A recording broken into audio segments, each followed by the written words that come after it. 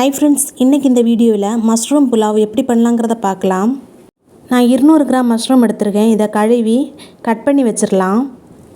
அரைக்கிறதுக்காக ஒரு பெரிய துண்டு இஞ்சி, 5-6 பல் பூண்டு, அரை கைப்பிடி அளவு கொத்தமல்லி இலை, புதினா இலை, 4 பச்சை மிளகாய் எடுத்திருக்கேன். இதை மிக்ஸி ஜாரில் போட்டு நைஸாக அரைக்காமல் கொஞ்சம் குறகுறப்பாக அரைச்சி எடுத்துடலாம். இப்போ அரைச்சி எடுத்துட்டேன். புலாவ் பண்ணுறதுக்காக குக்கர் அடுப்பில் வச்சுருக்கேன். அதில் 1 ஸ்பூன் தேங்காய் எண்ணெய், 1 ஸ்பூன் நெய் விட்டுருக்கேன். இது சூடானோடனே 2 துண்டு பட்டை, 2 கிராம்பு, 2 ஏலக்காய், 1 ஸ்டார் அனீஸ், பாதி பிரியாணி இலையும் சேர்த்துருக்கேன்.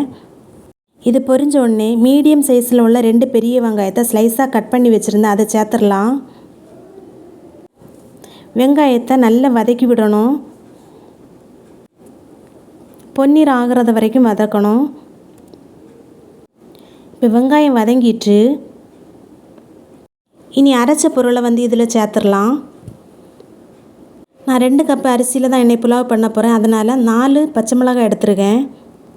பச்சை மிளகாய் காரத்துக்கு தகுந்த மாதிரி கூட்டவோ குறைக்கவோ செய்யலாம். இப்போ அரைச்ச பொருளை குக்கரில் சேர்த்துருக்கேன். இதை நல்லா வதக்கி விட்டுடலாம். வதக்கும்போது நல்ல ஒரு வாசனையாக இருக்குது. இப்போ வதக்கி விட்ட பிறகு கட் பண்ண மஷ்ரூமை சேர்த்துருக்கேன். மஷ்ரூமை இந்த மசாலாவோட ஒரு 2 நிமிஷம் நல்லா வதக்கி விட்டுக்கலாம். இப்போ நான் இந்த புலாவுக்கு தேவையான அளவு உப்பும் சேர்த்துருக்கேன். இப்போ 2 நிமிஷம் கலந்து விட்டுட்டேன். நான் பொன்னி அரிசியில் தான் இந்த புலாவ் பண்ண போகிறேன். அரிசியை கழுவி அரை மணி நேரமாக ஊற வச்சுருக்கேன். இப்போ மஷ்ரூமை வதக்கி விட்டுட்டேன். இனி அரிசியை சேர்த்துடலாம். இப்போ அரிசியை சேர்த்துட்டேன். அரிசியை போட்ட பிறகு அந்த மஷ்ரூமோட கொஞ்ச நேரம் வதக்கி விட்டுருக்கேன். 1 கப் அளவு அரிசிக்கு 2 கப் அளவு தண்ணி, மொத்தமாக 4 கப் அளவு தண்ணி. அதில் 1 கப்பு தேங்காய் பால் எடுத்துருக்கேன். மீதி 3 கப் அளவு தண்ணி தான் எடுத்துருக்கேன். தேங்காய் பால் விட்டு பண்ணும்போது புலாவ் ரொம்ப நல்லா இருக்கும். இப்போ தேங்காய் பாலையும் தண்ணியும் சேர்த்துடலாம்.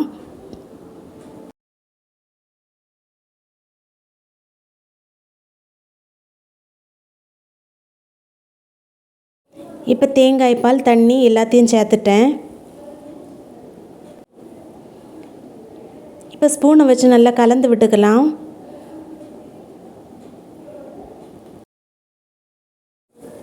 நல்லா கலந்து விட்டுட்டேன்.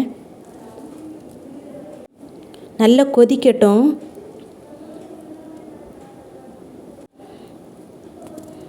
இப்போ நல்ல கொதி வந்துட்டு திரும்பவும் 1 ஸ்பூனை வச்சு நல்லா கலந்து விட்டுட்டு உப்பு இருக்கான்னு பார்த்துடலாம்.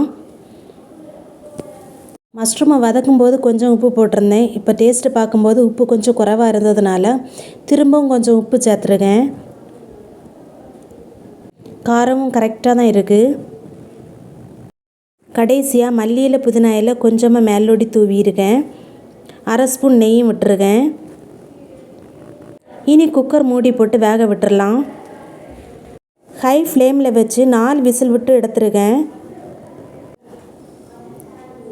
இப்போ 4 விசில் வந்துட்டு அந்த ஆவியெல்லாம் நல்லா அடங்கிட்டு குக்கர் மூடியை திறந்துட்டேன். நல்ல மணத்தோட ரொம்ப டேஸ்டான மஷ்ரூம் புலாவ் ரெடி ஆயிட்டு.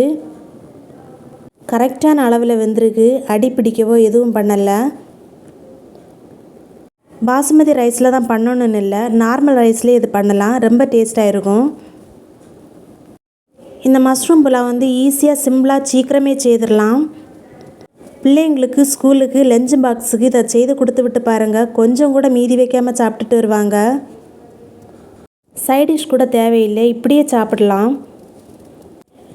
கண்டிப்பாக நீங்களும் உங்கள் குழந்தைகளுக்கு செய்து கொடுங்க. இந்த வீடியோ உங்களுக்கு பிடிச்சிருக்குன்னு நினைக்கிறேன். பிடிச்சிருந்தா என்னுடைய சேனலை லைக் பண்ணுங்கள், ஷேர் பண்ணுங்கள், சப்ஸ்கிரைப் பண்ணுங்கள்.